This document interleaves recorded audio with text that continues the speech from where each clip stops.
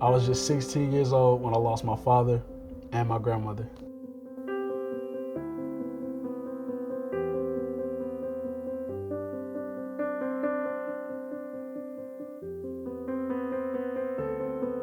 I just remember one morning I got a call from my grandmother and she said my father passed away in his sleep.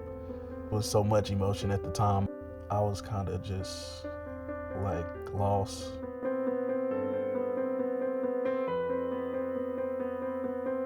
I struggled to grieve, and then again, my other grandmother passed away. The two people that truly motivated me to keep going are now gone, so it's like, what else is there to go for? I just felt like I lost that motivation. I lost that sense of drive.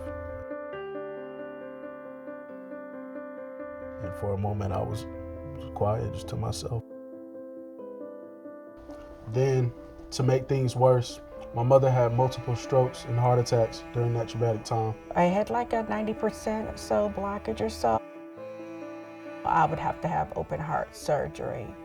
And they weren't really sure, about the outcome. Down the South, they say death comes in threes. My father, my grandmother, and here I am thinking she's gone, she's next. I had nowhere to turn.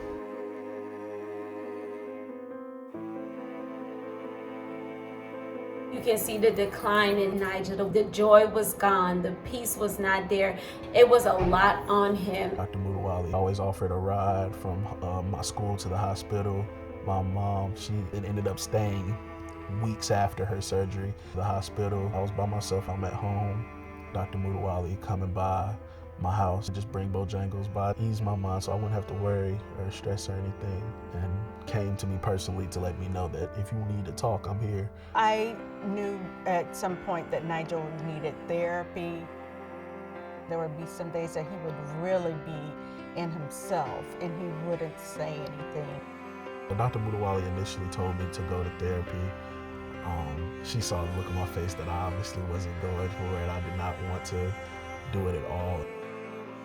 The idea he wasn't comfortable with of seeing someone else that he had no idea who they were, to speak with them and tell him his thoughts. And at the time I had no idea that Dr. Mutawally was on the other side saying, yeah, go, it's okay. It was necessary for him to receive therapy. I knew without a shadow of a doubt that I was going to stay by his side to ensure that he received the help that was needed. It is a stigma in the African American community about seeing therapists for mental illness. So I did see a difference in terms of before therapy and then after therapy. He found or was taught different coping mechanisms through music. Music would come on and I could hear him just banging. This is how I feel. Like within the next couple of days, and just everything, the weight just kind of felt a little easy off my shoulders. I can do it, especially after going to therapy for a while. We got Nigel back, the real Nigel. He began taking college classes and he was excelling in his college classes. He really was getting back on track, and now look at him, college student and doing well. My name is Nigel Shabazz, and for a long while, I didn't think I'd make it through. I am Dr. Sabreen Mutawally, a proud Walden University graduate, earning my PhD in education with a specialization in leadership, policy, and change.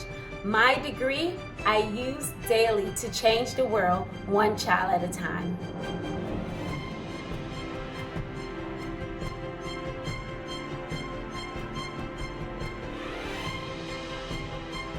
I'm grateful to Walden University for their generous donation so that we can help as many teens just like Nigel.